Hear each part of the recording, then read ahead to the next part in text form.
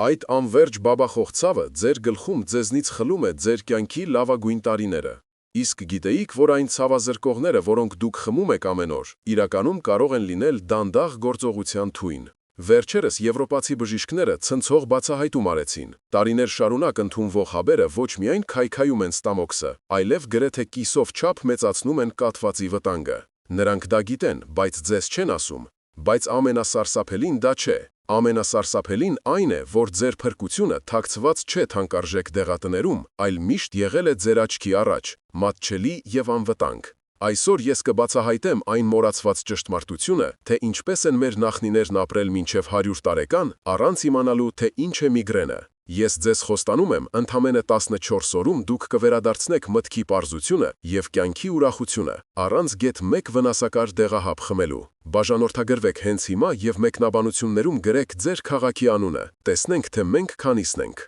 Գորիսեցի Վահրամի գլուխը պայթում էր, ծանր բաբախող ցավը ճզմում էր քունքերը, աչքերը մթնում էին, իսկ ականջներում սուլոց էր։ Ձեզ ծանոթ է այս զգացողությունը, երբ թվում է, թե սեփական մարմինդ դավաճանում է քեզ, երբ թորնիկիդ ծիծաղը դառնում է անտանելի աղմուկ։ Վահրամը 68 տարեկան էր, բայց իրեն զգում էր հին քանդված տուն։ Եթե դուք եք զգում, թե ինչպես է էներգիան լքում ձեզ ամեն օր, իմացեք, սա սկիզբն է։ Ձեր ուղեղի անոթները օգնություն են խնդրում, և եթե դուք շարունակեք անտեսել նրանց, մի օր նրանք պարզապես կհանձնվեն։ Հանկարծ Վահրամի մտքում ծագեց մի պատկեր։ Մի պատկեր 60 տարվա հնության։ Նա տեսավ իր տատին, Վարսենիկին Արցախի լեռներում։ Արշալույսն էր նոր բացվում։ Օդը մաքուր էր ու սառը, իսկ Վարսենիկ տատը իր կոշտացած, բայց հոգատար ձեռքերով քաղում էր խոտաբույսեր։ Նրա մատները գիտեին, թե որ տերևն է բուժում, որ ծաղիկն է հանգստացնում։ Ձեր տատիկն էլ էր այդպիսին։ Հիշում եք նրա ձեռքերի բույրը։ Վարսենիկ տատի տունը միշտ բուրում էր անանուխով ու ուրցով։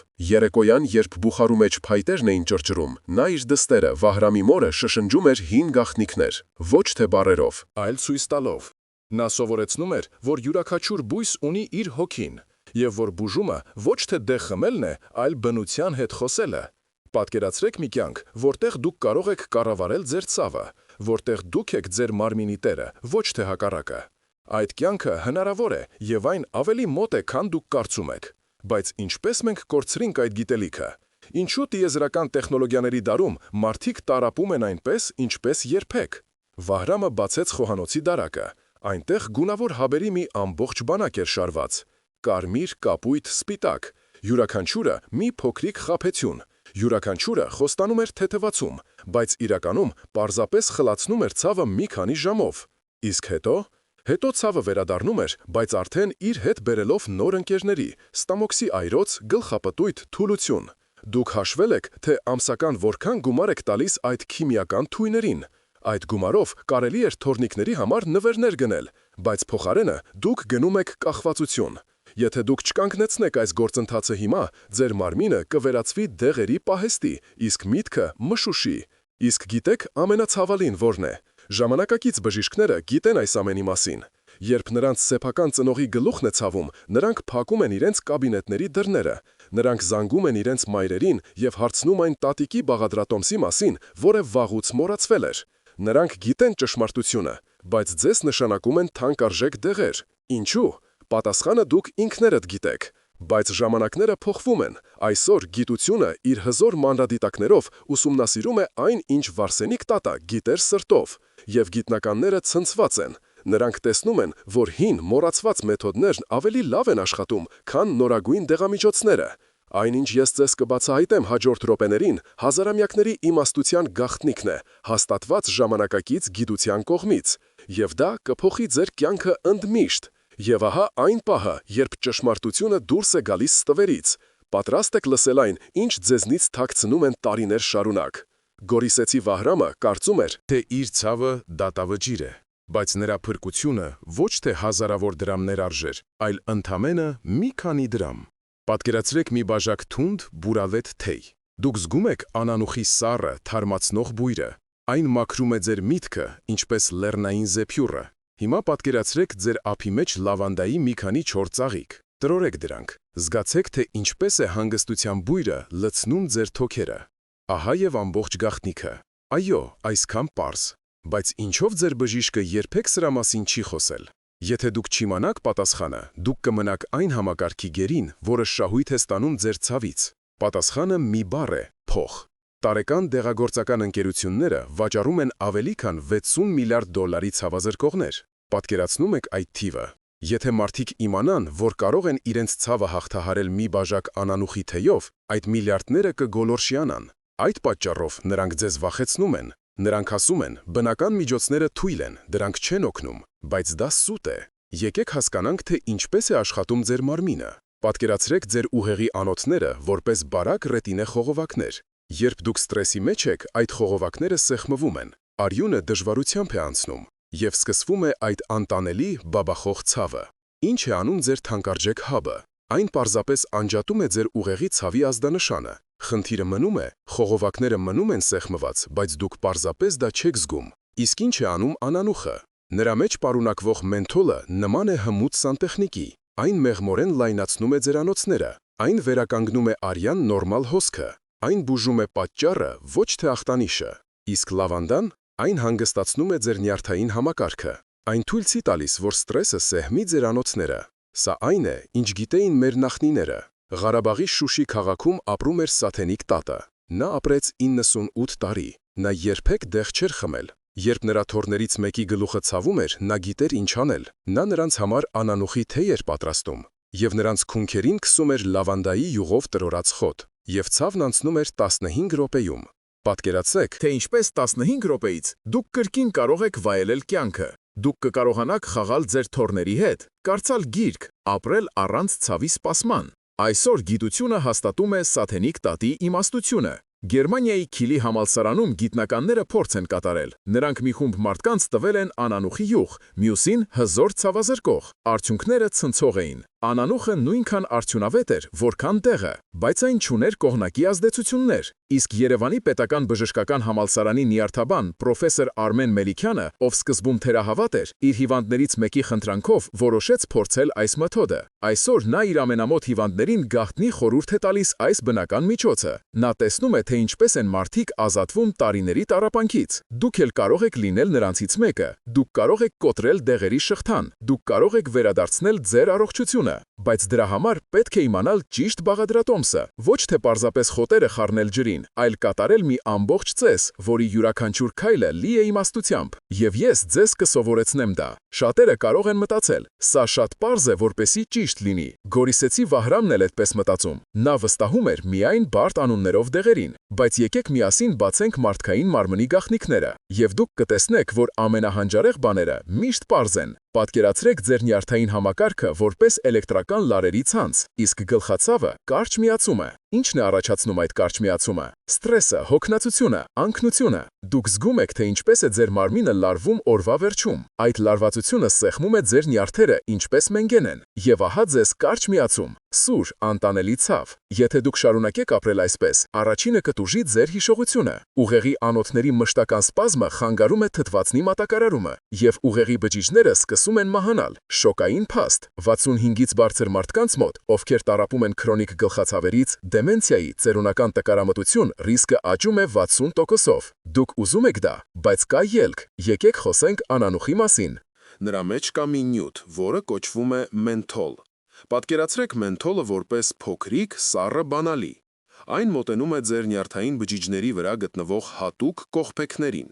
Այս կողպեքները պատասխանատու են ցավի ազդանշանը փոխանցելու համար։ Մենթոլը մտնում է այդ կողպեքի մեջ և արգելափակում այն։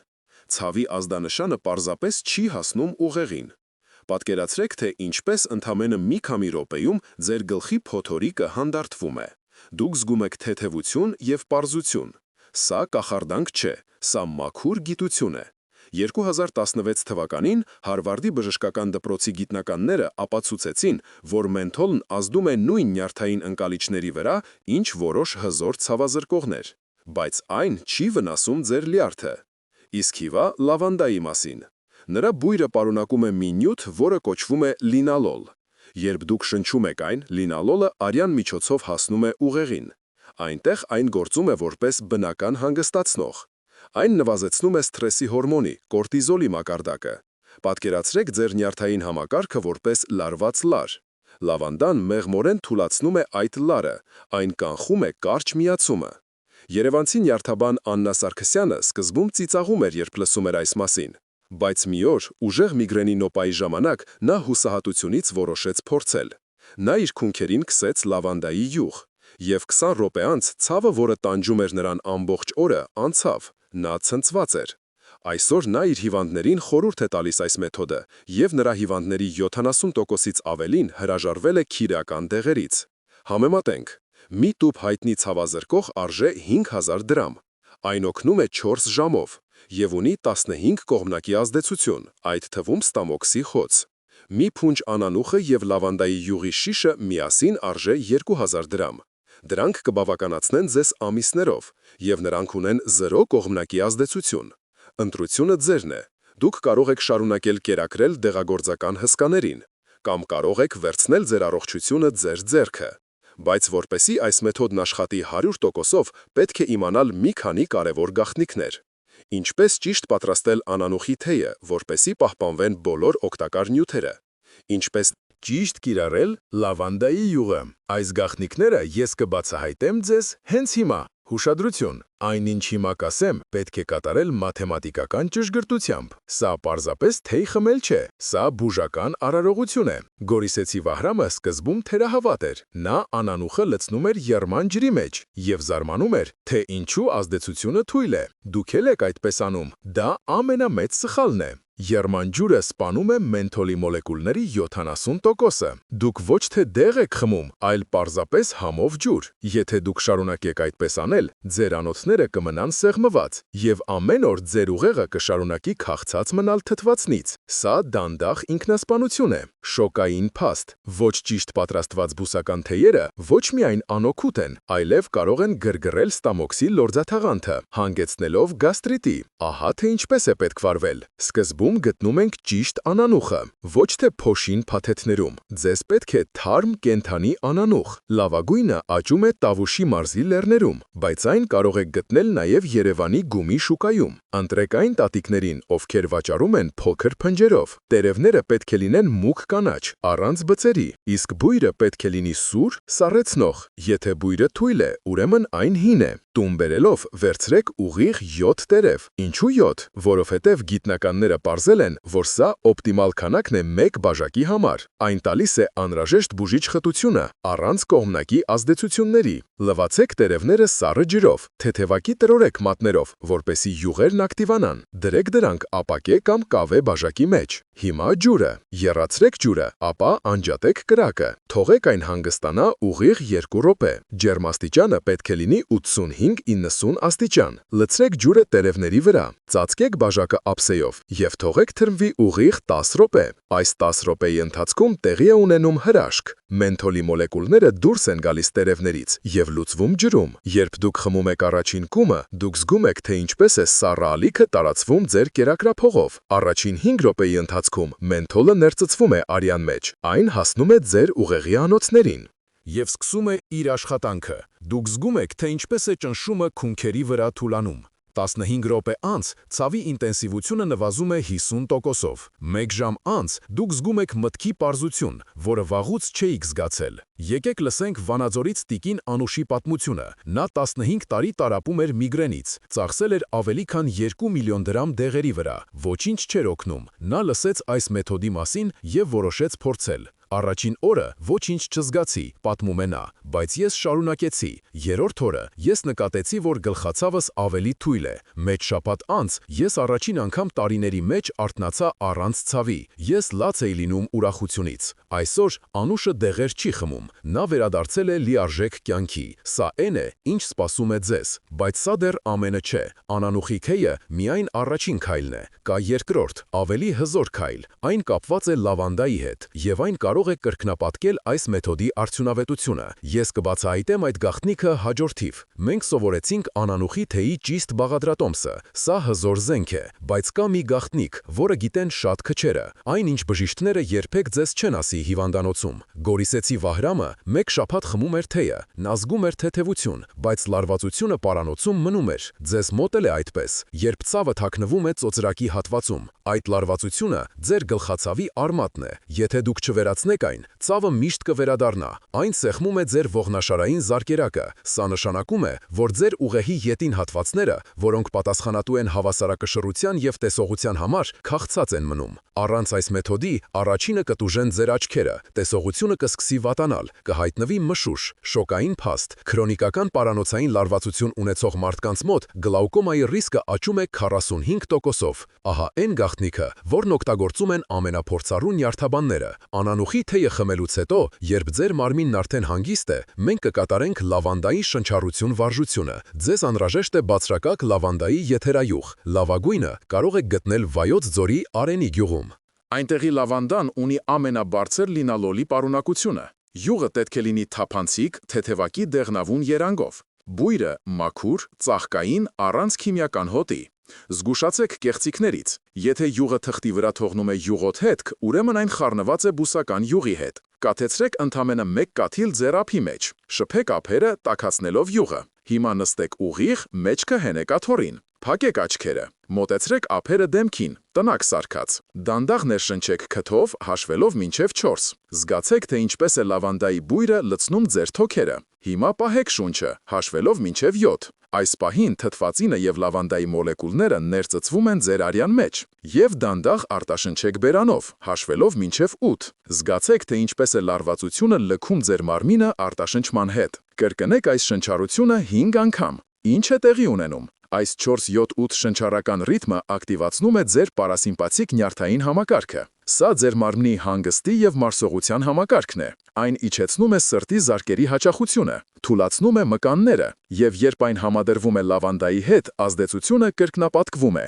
Լավագույն ժամանակը այս վարժությունը կատարելու համար երեկոյան է, քնելուց առաջ, որովհետև գիշերը ձեր մարմինը վերականգնվում է, իսկ այս վարժությունը կօգնի ձեզ ունենալ ավելի խորը և բուժիչ քուն։ Կա ևս մեկ հավելում. Եթե դուք այս վարժությունը կատարեք նորալուսնի ժամանակ, ազդեցությունը կլինի ավելի ուժեղ։ Մեր նախնիները գիտեին, որ մարդու մարմինը կապված է բնության ցիկլերի հետ։ Աբովյան քաղաքից Արթուրը 58-ամյա վարորդ տառապում էր քրոնիկական գլխացավերից և բարձր ճնշումից։ Նա սկսեց կատարել այս 2 վարժությունները։ Սկզբում դժվար էր հավատալ, ասում է նա, բայց ես համառ էի։ 2 շաբաթ անց ես նկատեցի, որ ավելի հանգիստ եմ քնում։ 1 ամիս անց իմ ճնշումը սկսեց կարգավորվել։ Այսօր 6 ամիս անց ես գրեթե մոռացել եմ գլխացավի մասին։ Սա այն զորությունն է, որը դուք ունեք ձեր ձեռքերում, բայց կան դեպքեր, երբ նույնիսկ այս հզոր մեթոդը կարող է անբավարար լինել։ Կան որոշակի հակացուցումներ և նախազգուշացումներ, որոնք անտեսելը կարող է վտանգավոր լինել, և ես պարտավոր եմ ձեզ զգուշացնել դրանց մասին։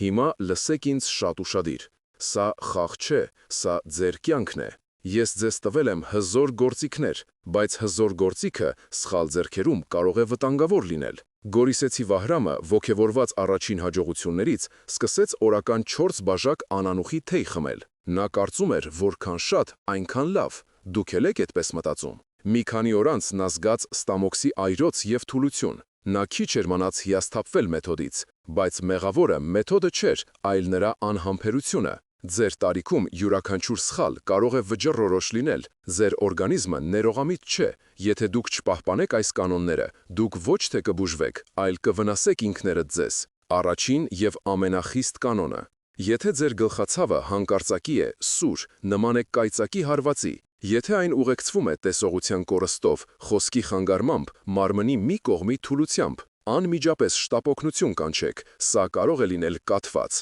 Այստեղ յուրաքանչյուր րոպեն ոսկու գին ունի։ Շոկային փաստ, Հայաստանում կաթվածից մահացությունը ամենաբարձրներից է Եվրոպայում։ Ձեր հասակակիցներից ամեն օր տասնյակ մարդիկ մահանում են, որովհետև ուշ են դիմում բժշկի։ Երկրորդ նախազգուշացումը. անանուխի թեյը, օրական ոչ ավել քան 2 բաժակ։ Եթե դուք ունեք գաստրիտ կամ ստամոքսի բարձր թթվայնություն, խմեք օրական 1 բաժակ ուտելուց հետո։ Եթե դուք տառապում եք ցածր ճնշումից, եղեք զգույշ, անանուխը կարող է այն ավելի իջեցնել։ Երրորդը՝ լավանդայի եթերայուղը։ Երբեք ներքին օգտագործման համար մի կիրառեք և միշտ կատարեք ալերգիայի թեստ։ Կաթեցրեք 1 կաթիլ դաստակի ներսի հատվածին։ Եթե 24 ժամվա ընթացքում կարմրություն չկա, ուրեմն կարող եք օգտագործել։ Հիմա ամենակարևորը՝ դեղերի հետ համատեղելիությունը։ Եթե դուք ընդունում եք արյունը ջրիկացնող դեղամիջոցներ, օրինակ վարֆարին, ասպիրին, անանուխը կարող է ուժեղացնել դրանց ազդեցությունը եւ առաջացնել արյունահոսության վտանգ։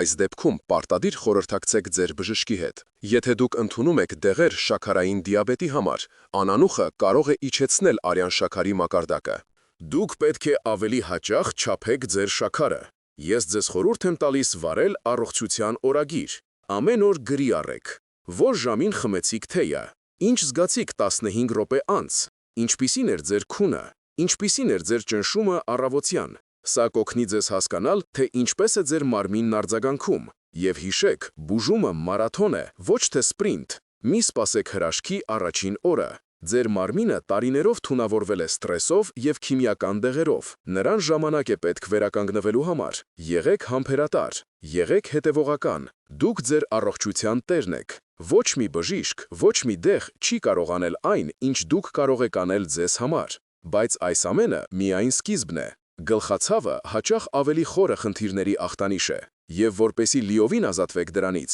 պետք է փոխել ձեր ողջ կենսակերպը, և ես ձեզ ցույց կտամ, թե ինչպես դա անել հիմնվելով մեր պապերի իմաստության վրա։ Դուք սովորեցիք ցավը կառավարել, սա հսկայական հաղթանակ է, բայց ուզում եք իմանալ, թե ինչպես անել, որ ցավն ընդհանրապես չվերադառնա։ Գորիսեցի Վահրամը կարծում էր, թե անանուխի թեյը բավարար է, բայց մի օր նա կերավ յուղոտ խորոված, և հաջորդ առավոտ գլխացավը վերադարձավ։ Ձեզ մոտ էլ է այդպես լինում, երբ սխալ սնունդը փչացնում է ամբողջ բուժումը։ Դուք չեք կարող մի ձեռքով բուժվել, իսկ մյուսով թունավորել ձեզ։ Ձեր աղիները ձեր երկրորդ ուղեղն են։ Եթե այնտեղ անկարգություն է, ձեր գլխում էլ կլինի անկարգություն։ Ձեր տարիքում սխալ սնունդը դանդաղ մահ է։ Ամեն մի կտոր վերամշակված միսը, ամեն մի բաժակ քաղցր գազավորված ըմպելիքը բորբոքում է առաջացնում ձեր անոթներում։ Այդ բորբոքումը ձեր գլխացավի, ձեր բարձր ճնշման, ձեր հոդացավերի իրական պատճառն է։ Շոկային փաստ։ Մարդիկ, ովքեր պարբերաբար օգտագործում են վերամշակված մթերքներ, 30%-ով ավելի հաճախ են տառապում դեպրեսիայով և տագնապային խանգարումներով։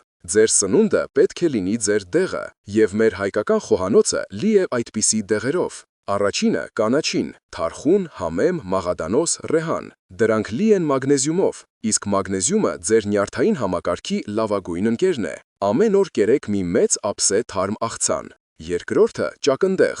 Այն պարունակում է նիտրատներ, որոնք բնական ճանապարհով լայնացնում են անոթները և իջեցնում ճնշումը։ Շաբաթը 2 անգամ կերեք խաշած ճակնդեղ սխթորով և ընկույզով։ Երրորդը մածուն, մեր հպարտությունը։ Այն լի է պրոբիոտիկներով, որոնք կարգավորում են ձեր աղիների աշխատանքը։ Օրական 1 բաժակ մածունը պարտադիր է, բայց միայն սնունդը բավարար չէ։ Ձեր մարմինը ստեղծված է շարժման համար։ Դուք պետք է շարժվեք։ Ոչ, ձեզանից ոչ ոք չի պահանջում մարաթոն վազել, բայց օրական 30 րոպե քայլքը մաքուր օդին հրաշքներ է գործում։ Քայլեք առավոտյան, երբ օդը մաքուր է։ Քայլեք հանգիստ տեմպով։ Կենտրոնացեք ձեր շնչառության վրա։ Խորը ներշնչեք քթով, արտաշնչեք բերանով։ Այս պարզ վարժությունը հագեցնում է ձեր ուղեղը թթվածնով։ Այն նվազեցնում է ստրեսի հորմոնները։ Եվ իհարկե քունը։ Քունը ձեր մարմնի վերականգնման ժամանակն է։ Դուք պետք է քնեք 7-8 ժամ։ Քնելուց 1 ժամ առաջ անջատեք հեռուստացույցը և հեռախոսը։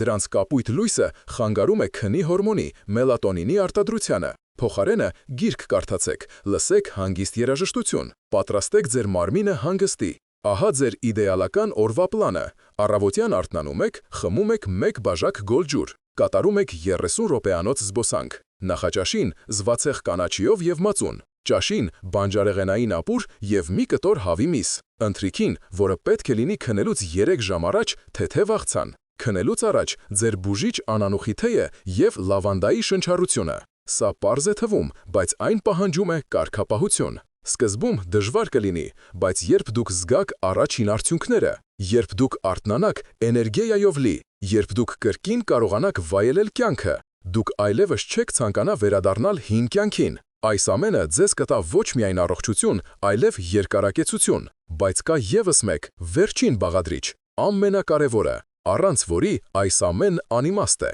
Դա ձեր մտքի ուժն է, և ես ձեզ կսովորեցնեմ, թե ինչպես օգտագործել այն ձեր բուժման համար։ Մենք միասին անցանք երկար ճանապարհ, Դուք իմացաք այն գաղտնիքները, որոնք թաքցնում էին ձեզնից։ Դուք ստացաք գիտելիք, որն ունի հազարամյակների ուժ, բայց գիտելիքն առանց գործողության մեռած է։ Գորիսեցի Վահրամն այսօր լրիվ այլ մարդ է։ Նրա աչքերում կայծ կա։ Նա առավոտյան արթնանում է ոչ թե ցավից, այլ թորնիկի ծիծաղից։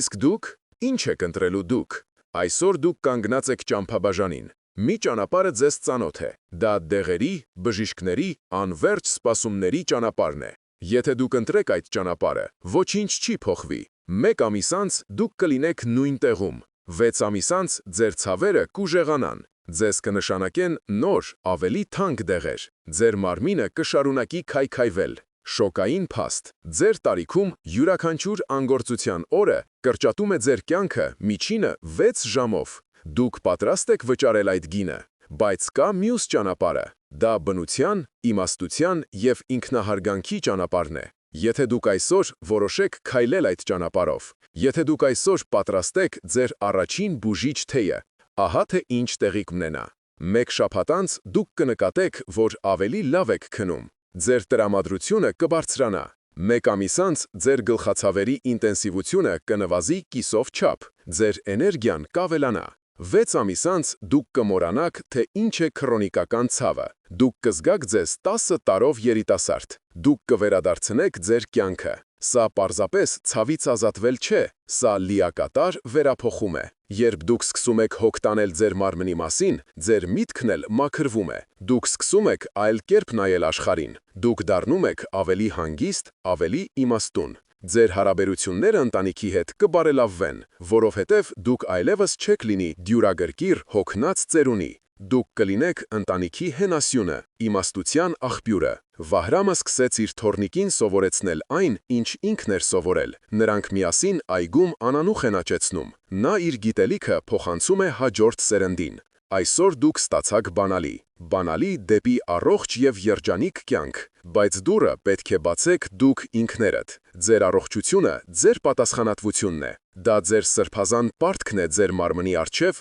որը ծառայել է ձեզ այսքան տարի։ Ես ուզում եմ, որ դուք հիմա մի պահ փակեք ձեր աչքերը և պատկերացնեք ձեզ 1 տարի անց։ Դուք արթնանում եք առանց ցավի։ Դուք լի եք ուժով։ Դուք ժպտում եք։ Այս պատկերը կարող է դառնալ իրականություն։ Ամեն ինչ ձեր ձեռքերում է։ Ես խնդրում եմ ձեզ, մի կորցրեք այս հնարավորությունը։ Սկսեք այսօր։ Հենց հիմա գնացեք խոհանոց և պատրաստեք ձեր առաջին բաժակ բուժիչ թեյը։ Սա կլինի ձեր առաջին քայլը դեպի նոր կյանք։ Խնդրում եմ, կիսվեք ձեր փորձով մեկնաբանություններում, գրեք, թե ինչ զգացիք։ Ձեր պատմությունը կարող է ոգեշնչել հազարավոր մարդկանց։ Բաժանորդագրվեք մեր ալիքին, որպեսզի բաց չթողնեք նոր, ավելի հզոր մեթոդները, և կիսվեք այս տեսանյութով ձեր սիրելիների հետ, նրանց հետ, ովքեր նույնպես տառապում են։ Շնորհակալ եմ, որ լսեցիք ինձ։ Եղեք առողջ։